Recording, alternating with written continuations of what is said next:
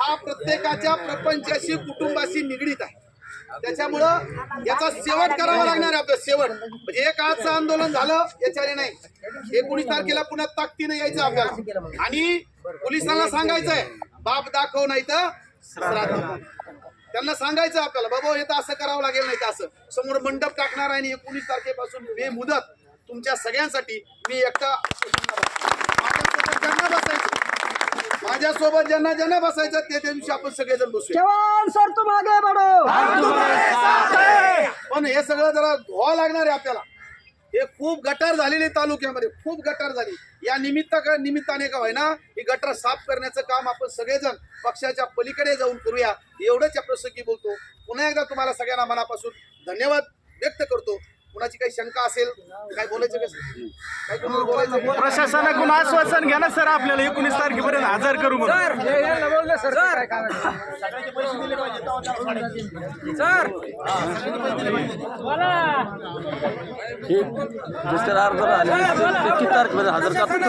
प्रशासनाकडून आव्हान घ्या ना, बोला ना सर। प्रशासनाकडून एक आव्हान, या ठिकाणी लोकशाही मार्गाने या ठिकाणी आलोय आपण।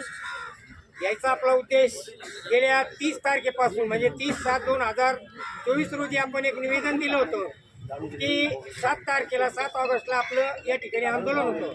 परंतु औरंगाबाद येथे आरक्षण बचाव यात्रा असल्याने समारोह कार्यक्रम, त्यामुळं या ठिकाणी आपलं आंदोलन झालं नाही। त्यानंतर आपण त्यांना तारीख दिली 8 तारीख म्हणजे आजची। आजही असं काही विषय झाला की आपण त्यांना 19 तारीख दिलेली आहे। सांगायचं तात्पर्य असं आहे की मित्रांनो, कोणीतरी पुढं धाडसाने यायला पाहिजे आणि याच्यावर काहीतरी मार्ग काढायला पाहिजे। म्हणून चव्हाण सरांनी मोठं धाडस केलं। प्रथमतः सर्वांच्या वतीनं त्यांचं या ठिकाणी मी अभिनंदन करतो, कारण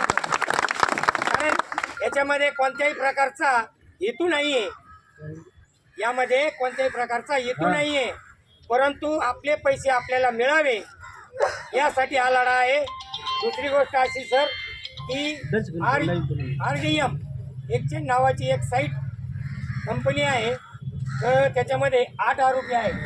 त्या 8 आरोपी विरोधात किमान 30 लोकांच्या तक्रारी आहेत, त्यांची फसवणूक झालेली आहे। सर्व इनामदार या ठिकाणी आलेले आहेत, त्यांनी माझ्याकडे हे निवेदन दिलेलं आहे। असे काही आपले निवेदन असतील, परंतु निवेदन देताना किंवा अर्ज देताना आपलं ओरिजिनल कोणतंही चेक किंवा पावती त्याला देऊ नका जोडून। आणि पोलीस अधिकाऱ्यांना माझी विनंती आहे, झेरॉक्स द्या। आता मला आपण तक्रारी त्यांच्याकडे कुणी जर आणल्यात का काही तक्रारी आज कुणी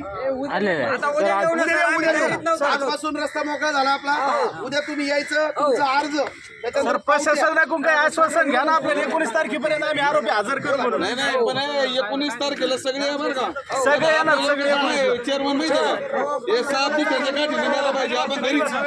प्रशासनाचे 2 शब्द घ्या ना, आम्ही हजर करू म्हणून। खाली बसा किती तारखेपर्यंत करतात ते विचारून घ्या ना साहेब। लोकांची शंका अशी आहे फार आरोपी तालुक्यात नाही आहेत आपले।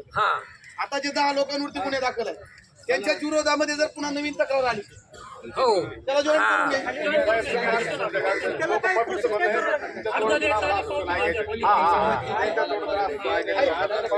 सांगा ना, तुम्ही सांगा ना।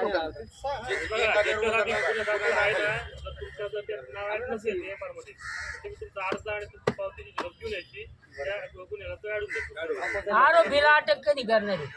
आपण त्यांना 19 तारीख आरोपी दररोज पोलीस स्टेशन मध्ये येतात साहेब। डेडलाईन आपण 19 तारीख दिलेली आहे।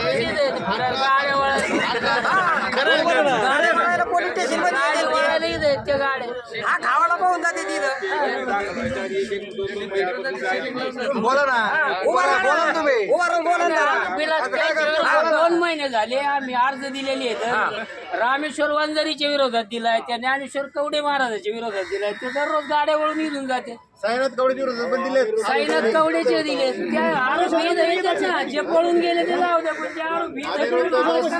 नाही, तो तस काय तुम्ही म्हटला त्यांना सांगणार आहे, उद्या कोणी दाखल म्हणजे आज पळून जा. तो काय म्हटलं तर आयतावर अटक करा ना. ते पैसे मी परत केलेत तुम्ही बांधवांवर भांडणार,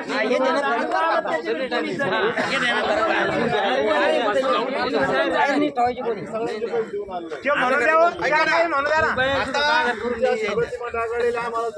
आता काय राहिलेलं नाही, काय राहिलेलं नाही ती प्रतिमा.